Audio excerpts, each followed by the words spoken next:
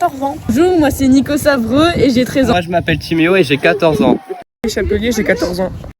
Je m'appelle Hugo Savreux et j'ai 13 ans. Vous présenter les travaux publics. Suivez-nous. Les travaux publics appliquent aux oppositions aux travaux privés. Aux infrastructures publiques, il existe différents types de travaux. VRD, enrobés, posés. Bordures, les assainissements, la pose de gaines téléphoniques et l'électricité. Je suis chef de chantier à la SAD depuis 2 ans, ça fait 19 ans que j'exerce ce métier. Donc la nature de notre travail, c'est essentiellement détaillé en 3 parties. Donc il y a la planification avant travaux, donc en relation avec le conducteur de travaux, et le bureau d'études qui lui a effectué toutes les démarches administratives pour aboutir justement à la phase travaux. Il y a ma partie directe, c'est la partie travaux en elle-même.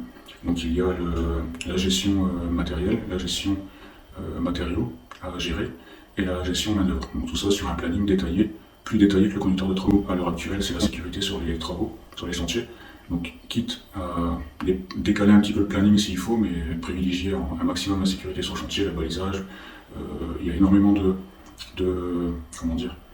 coactivité avec les espaces publics. Donc il faut bien veiller à ce qu'il n'y ait pas de personnes qui interfèrent dans le chantier.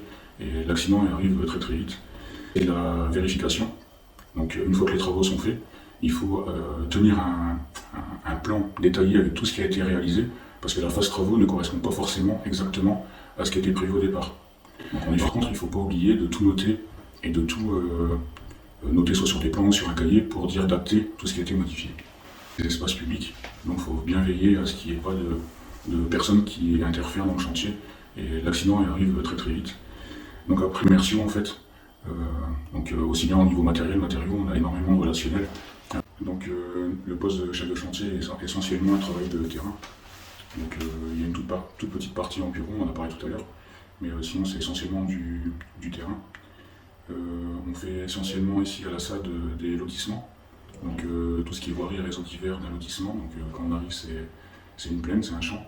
Et quand on repart, on a posé les réseaux d'assainissement, les réseaux de tranchées communes, donc tous les réseaux utiles à l'alimentation des maisons. Et tout ce qui est voirie, donc les bordurations, couches de forme, etc. Tout ce qui est luminaire, tout ce qui est éclairage, etc.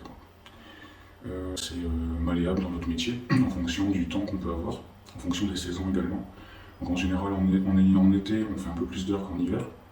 Et quand il y a des périodes de canicule, on peut essayer de décaler nos horaires plus tôt le matin pour éviter d'avoir trop chaud et que les gars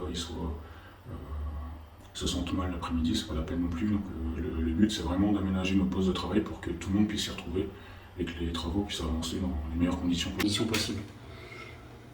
Après il y a aussi au niveau de l'évolution. La construction est un domaine que l'on connaît bien grâce aux travaux publics.